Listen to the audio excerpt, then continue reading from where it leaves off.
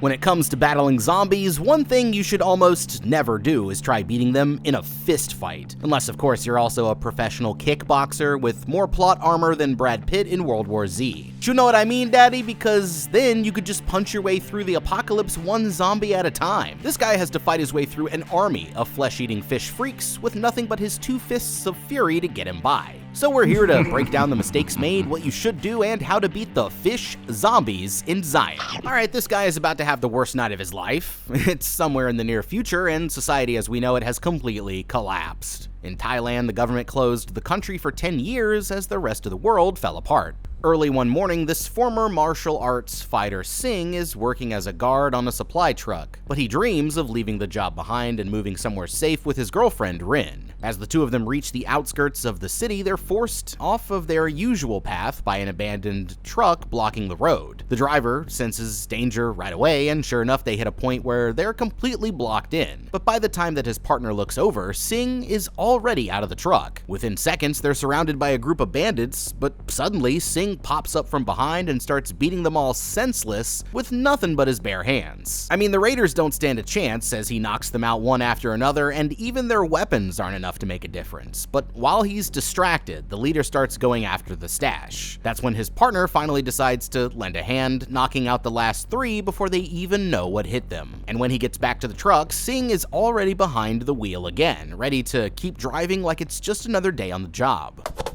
Well, alright, I guess these hands are rated E for everyone. Our boy Singh's out here moving like Batman in his prime, but I'd be careful because unless you also have a full suit of plot armor, fighting this many opponents at once is a good way to get murked at it. Even professional fighters will tell you that a coordinated attack by more than 2 or 3 average people would be a serious threat. So if these guys had just rushed him as a group instead of attacking one at a time, then even Singh here would have never stood a chance. The truck gives them protection and mobility, so instead of getting out, my first instinct would be to stay inside. As soon as they spotted the roadblock, they should have stopped at a safe distance of at least 50 yards. And if they were even remotely suspicious, it's safer to back up and find another way around. Otherwise, I'd rather hit the gas and try ramming straight through the barrier than get out to fight a bunch of dudes with weapons from Home Depot. It also needs to be said that Singh's boss here isn't doing him any favors. He owns the company that produces the country's entire food supply, so driving around with his logo strapped to the side of the van means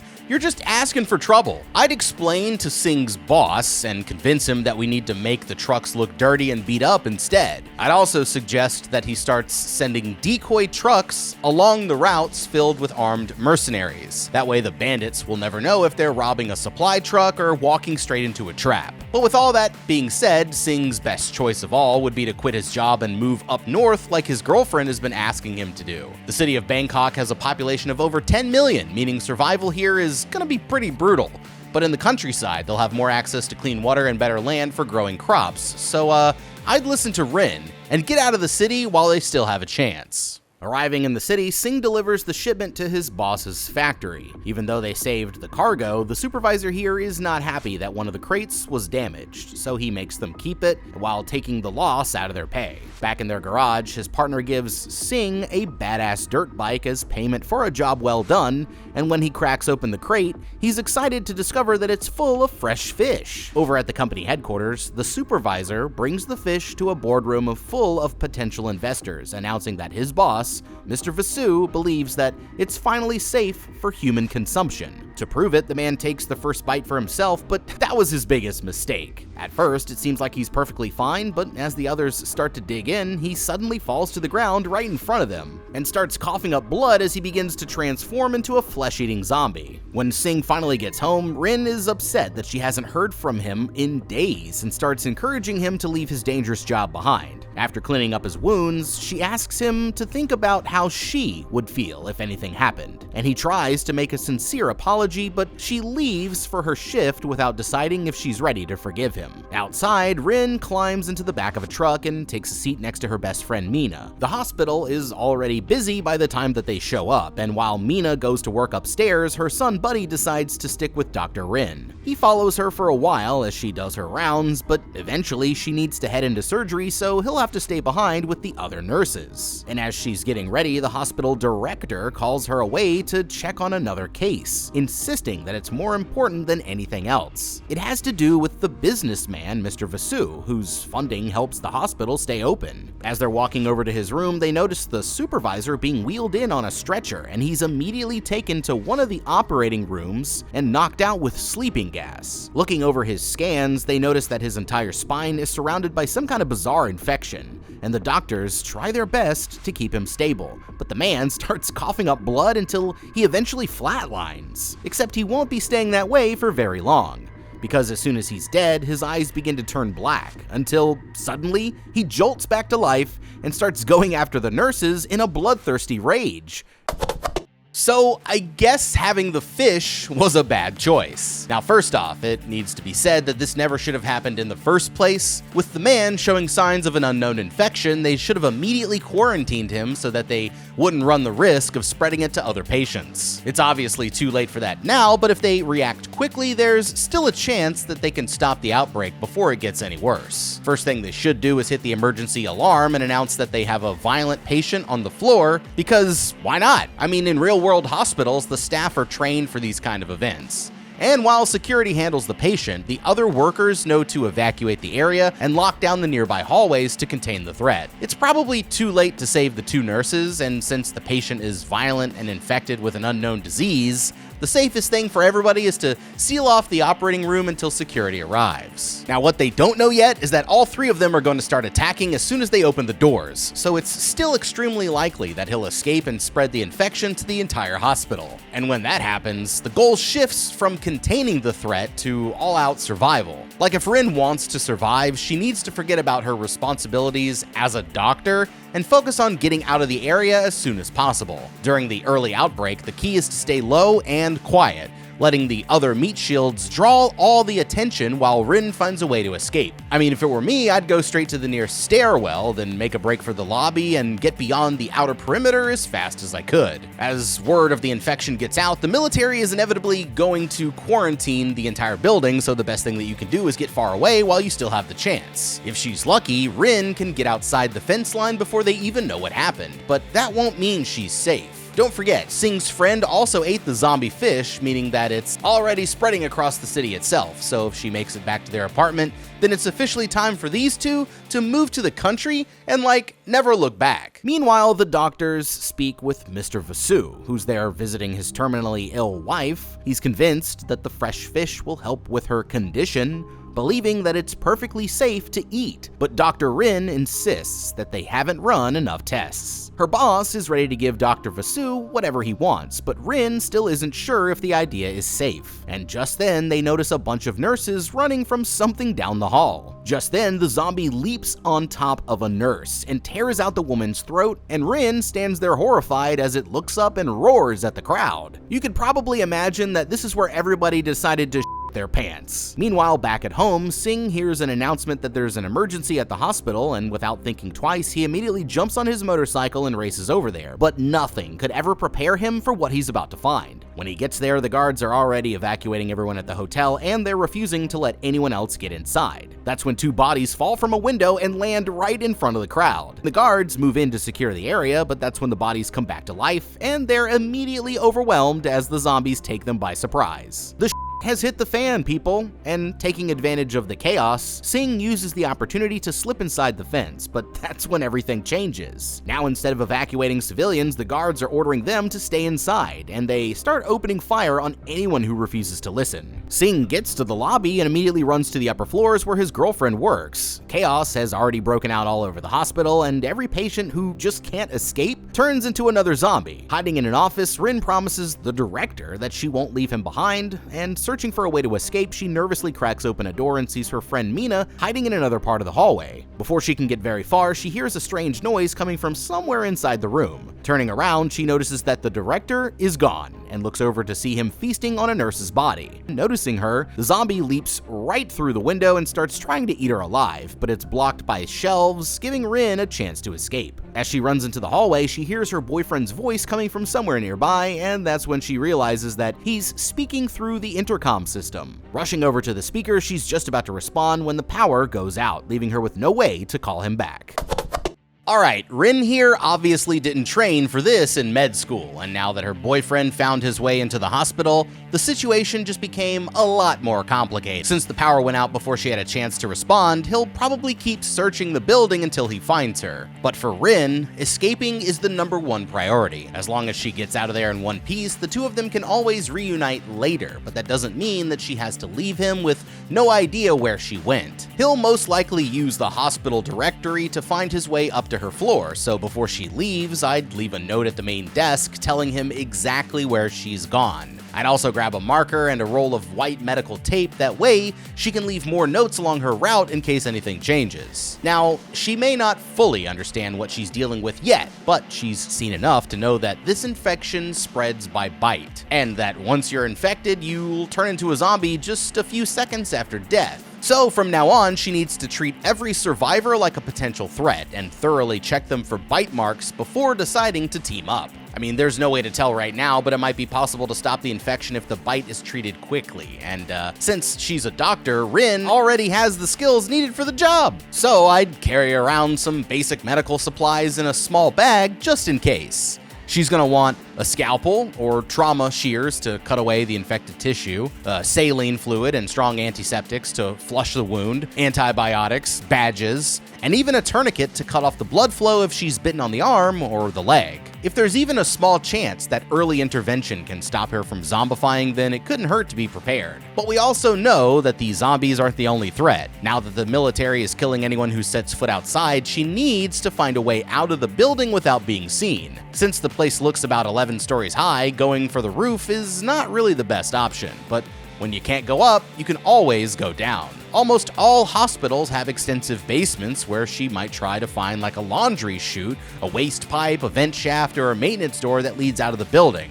Otherwise, I would head for the ambulance bay and look for a drain that leads down into the sewers, or even take an ambulance itself and hope that the soldiers won't open fire if she just drives straight out the door. So, all over the hospital, the situation is only getting worse as more and more people are turned into mindless zombies, and Singh knows that he doesn't have long before his girlfriend ends up as one of them as well. He's about to start searching again when a zombie bursts into the room, leaving him no choice but to give it the hands. Not knowing what he's up against, he tries taking it down with a series of powerful kicks, but the monster just keeps coming after him. Until finally, he wraps it up with a phone cable and pulls it in for a Superman punch straight to the dome, leaving it impaled on a wooden spike from a piece of broken furniture.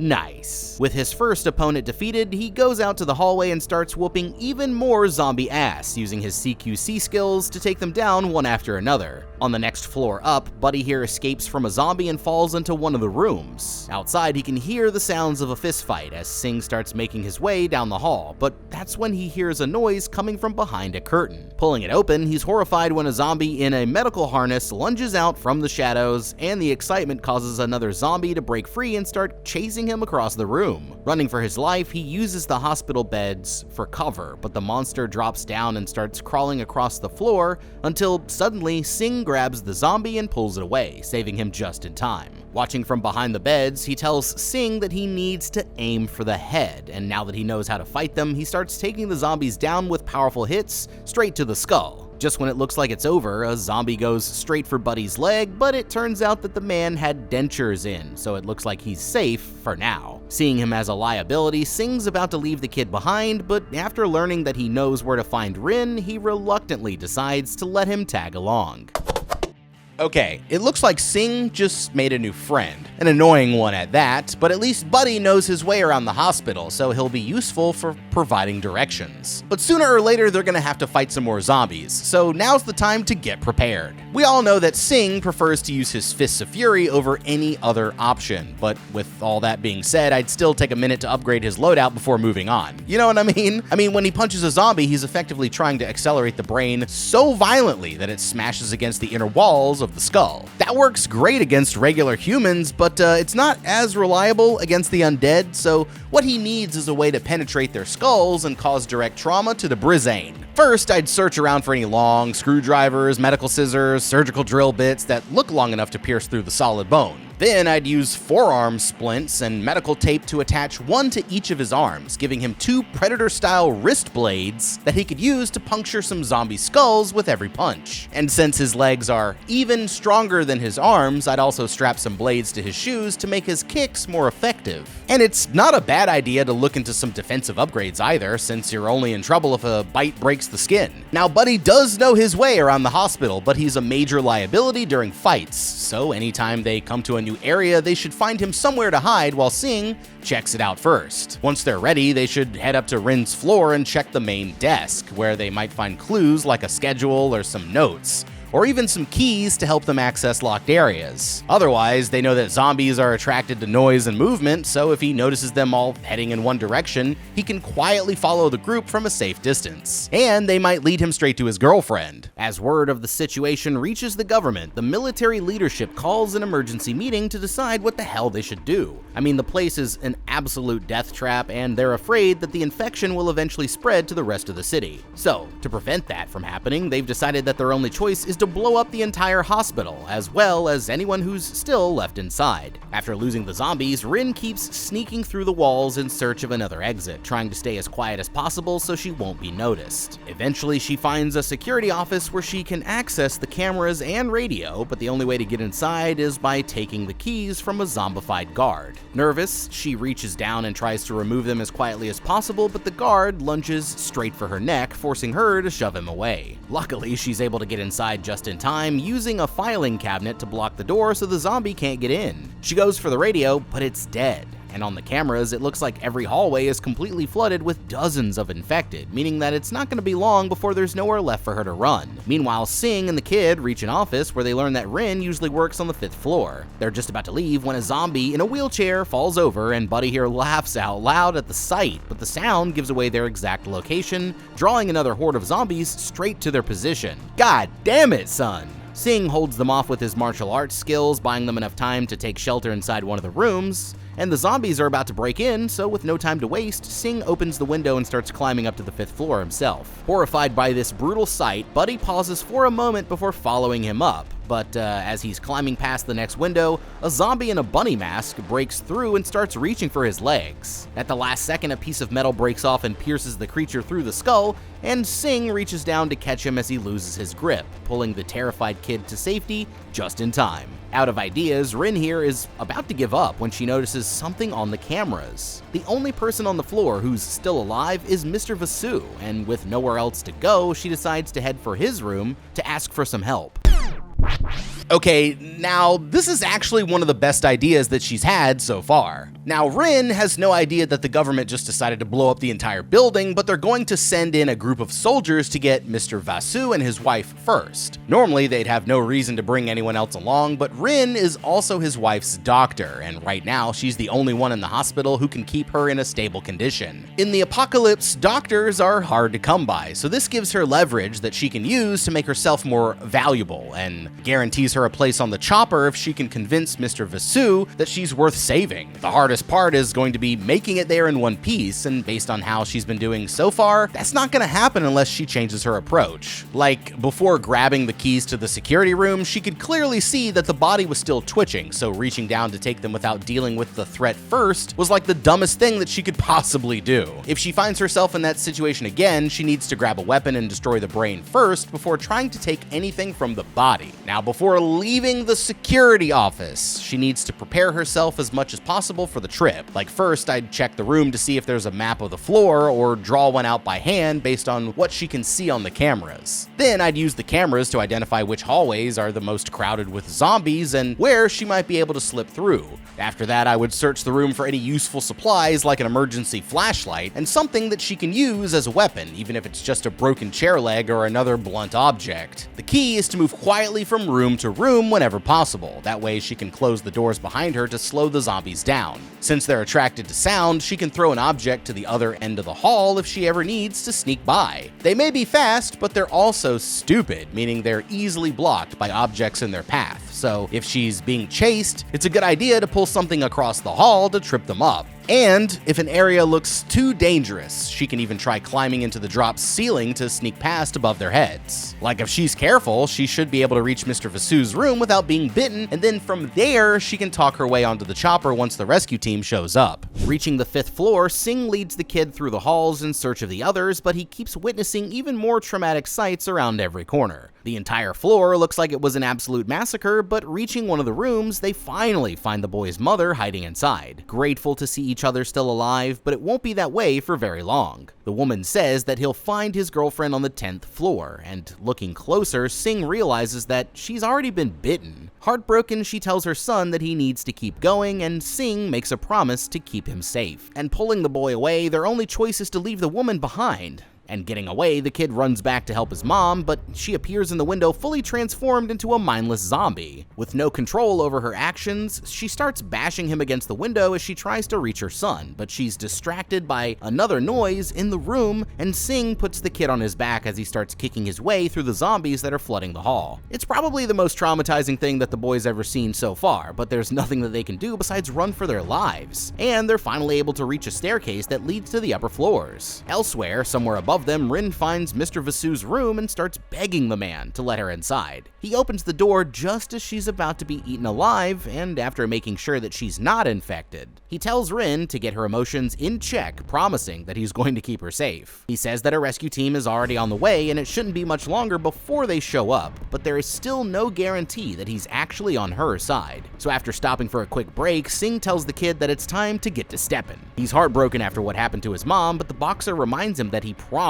to be strong, and he decides to keep going in honor of her memory. It's only a matter of time before the rescue team gets there, but Mr. Vasu notices that his wife's blood supply is running dangerously low. Turning to Dr. Rin, he begs the woman to get them more blood, promising that he'll help her escape if she's able to find some. And not wanting to let the woman die, she reluctantly decides to try.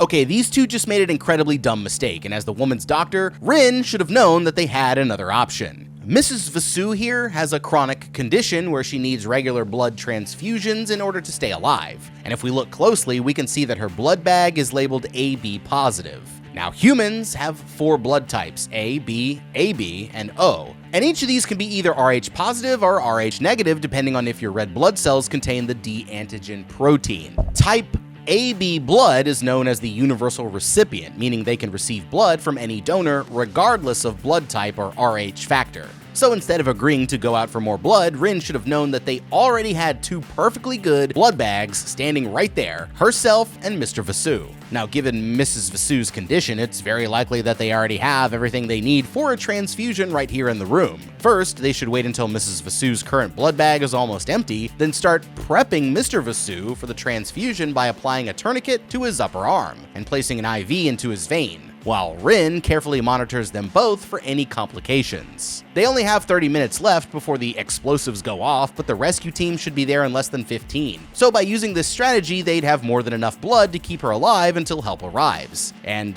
wouldn't have to risk sending Rin back into the zombie-infested hallways for a fresh bag of blood. As they reach the 10th floor, they see a military chopper circling the building, and Buddy here thinks that they're coming to the rescue, but the boxer has a bad feeling that it's really the exact opposite. The soldiers enter the hospital with only 30 minutes before the bombs explode, moving quickly to extract Mr. Vasu before the entire place is destroyed. Upon reaching the storage room, Rin sees the fridge is full of blood at the other end of the hall, but it's completely blocked by a horde of, you guessed it, shambling zombies. Turning back, she tries to look for another way around, but the hallway is blocked off as well, forcing her to duck into one of the rooms for some shelter. Nearby, Singh finds her necklace lying in the middle of the hallway, and that's when he spots his girlfriend making a run for the storage room, but the door makes way too much noise, drawing all the zombies straight to her. With his girlfriend in danger, he calls the zombies' attention as he pulls a stretcher back across the hall, using it to knock 2 of them over as they rush in to attack. Pushing one up against the wall, he breaks its neck with the metal pole and starts fighting his way towards the room, while at the same time, the military squad reaches their floor and starts taking down the zombies with their rifles. The soldiers eventually do reach Mr. Vasu's room and quickly start escorting the 2 of them out of the building, but Rin is still trapped inside the storage room with a zombie chasing after her. Singh holds them back as Buddy rushes to open the door, but it's locked, so grabbing a fire extinguisher, he chucks it straight through the glass and tells the kid to get inside. Cornered, Rin finds finds herself trapped in the closet with nowhere left to run, but just when it looks like she's done for, Buddy stuns the zombie with a fire extinguisher, giving her another chance to escape. The zombie is still out there looking for her, and it starts charging to kill her when she accidentally knocks into something on the ground, but Singh rushes in and knocks it out with the fire extinguisher before violently smashing its head to finish the job. Snapping out of it, he's relieved to see that Rin made it through the battle unharmed, but they still have a long way to go before they're completely safe. On another part of the floor, the soldiers keep fighting to protect Mr. Vasu, but one of them ends up taking a bite in the process, and the leader puts a round in his head without a moment's hesitation. The others notice the soldiers coming, and Singh tells his girlfriend to stay back while he goes to see if they're friendly, but the moment that he steps around the corner, they open fire and blast him straight in the shoulder. Rin does try to help him, but the soldiers drag her away before he can get back to his feet, and within seconds they're immediately surrounded by another horde of zombies. Okay, well, I guess Singh just learned the hard way why you never bring your fists to a gunfight. Now, I don't know what he was thinking by deciding to approach a group of soldiers in the middle of a zombie-infested hospital, but anyone with an ounce of common sense knows that's the worst possible decision that you could make. He literally saw them opening fire on unarmed civilians as soon as the outbreak started, so there's no reason to think that they would be doing anything different now. The soldiers just lost their medics, so they were prepared to take Dr. Rin and Buddy with them on the chopper, but as for Singh, he was probably going to be shot on sight no matter what. Now, what they should have done was stay hidden until they could hear what the soldiers were saying, because that would have given them some useful information to work with. After hearing that they were looking for Rin, she'd know that it was safe for her and Buddy to step out, since they needed her to keep Vasu's wife alive. They're not trustworthy, but knowing that she's more valuable to them alive than dead means she can bargain for a ride on the chopper. And as long as Singh stayed hidden, they'd never even know he was there. Now, that still requires Singh to find a way out of the building, but they've already given him everything that he needs. Once Rin and the soldiers left the area, Singh could have snuck out and quickly taken the man's uniform and weapon.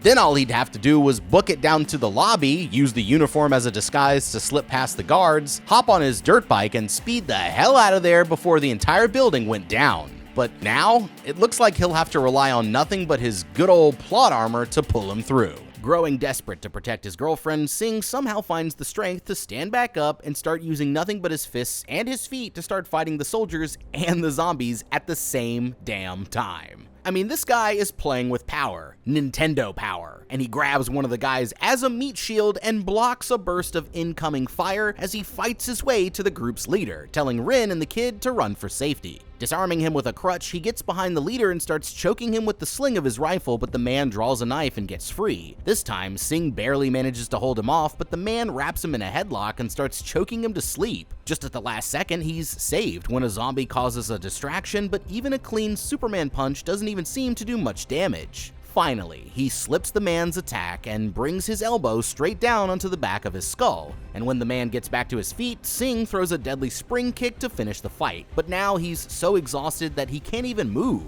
Looking over, he watches as the leader is eaten alive by one of the zombies, but that's when something starts dragging him away. It's Rin, and pulling himself into one of the rooms, they're able to get to safety just as he passes out. As soon as he wakes up, Singh immediately tells the others to keep going, but Rin can't bear the thought of leaving him behind.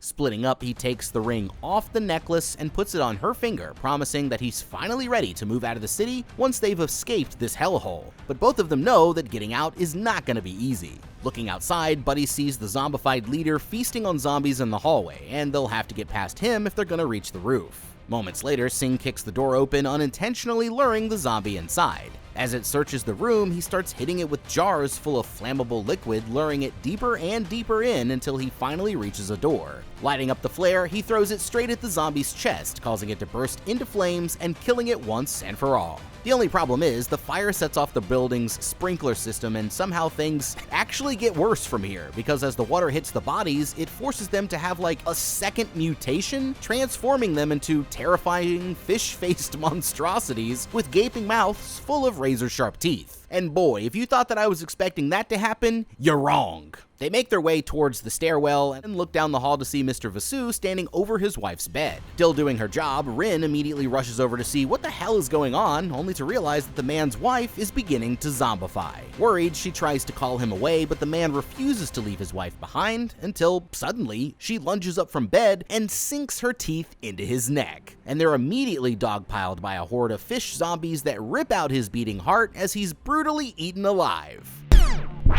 Alright, well, he may have caused a zombie outbreak, but at least Mr. Vasu's heart was in the right place. Now that it's all said and done, there's really only one thing left to say: Mr. Vasu, you done f***ed up, my guy. What they definitely didn't need was adding any unregulated fish to the damn food supply. Now, Dr. Rin made it clear that nobody should be eating this stuff until they were able to test it first, so maybe you should have run this idea by the experts, you know, before feeding a fresh batch of zombie fish to your entire board of investors. And to think you were about to feed this to your terminally ill wife? Well, it's a good thing that you're a businessman and not a doctor, because if this is what you call improving her condition, then I hate to see what kind of medical advice that you would offer somebody else. And after countless people died horrible deaths because of your selfish mistake, it's only right that you'd end up being eaten alive by the one person in the world who you actually wanted to save. Maybe a few more years on the bug bars wouldn't have been so bad after all, but now that you've just been turned into human sushi, I think it's safe to say that you just f***ed up. The survivors make it to the parking garage with only minutes left before the building collapses, but there's another horde of zombies right on their tail. Realizing that they're never gonna make it, Singh tells the others to keep going as he splits away and leads the zombies to another floor.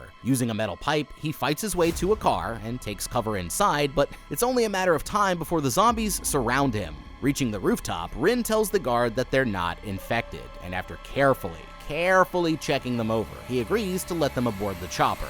Worried, she insists that they can't leave without Singh, but he can only give them 5 minutes before they have to leave, and she has no way of knowing that he's going to make it on time.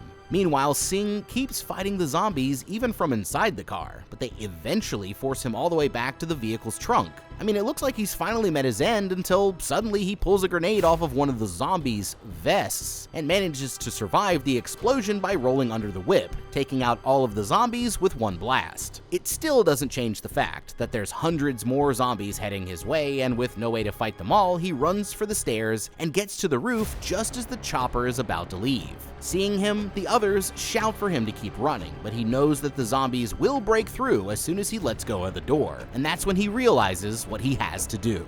Waiting until they're about to take off, he walks closer to say goodbye to Rin one last time. Their only choice is to take off as the zombie horde breaks through, but he won't be going down without a fight. Turning around to face the swarm, he uses a circular saw to start chopping them up one after another until, finally, the explosives go off and the entire hospital collapses to the ground. Heartbroken, Rin assumes that her boyfriend is dead. And after the incident, she decides to move out of the city like they always wanted, but it's just not the same without Singh. It seems like there's no possible way he could still be alive, but back at the hospital, it turns out that he actually survived, and he's ready to fight his way back to Rin no matter what it takes. And if there's one lesson that we could learn from this, it's that the best way to survive a zombie apocalypse is with the world's strongest plot armor. Ziam 2025, or should I say Ziam? The went down. Shout out to Netflix for bringing this zombie movie to an international audience. Sounds like a filmmaker's dream to have your movie shown in homes in every country that Netflix is available in. So shout out to the filmmakers for putting together a phenomenal zombie movie, in my opinion. Now, with this being a complete open-ended zombie adventure, there's probably a few things that we missed out that we could have done differently, so you gotta let me know what those are down in the comments below. Thank you so much for watching. Leave a like and subscribe. Check out that How to Beat playlist for more videos just like this one, and I know you will. I'm the guy. We'll see you in the next video, and have a damn good day.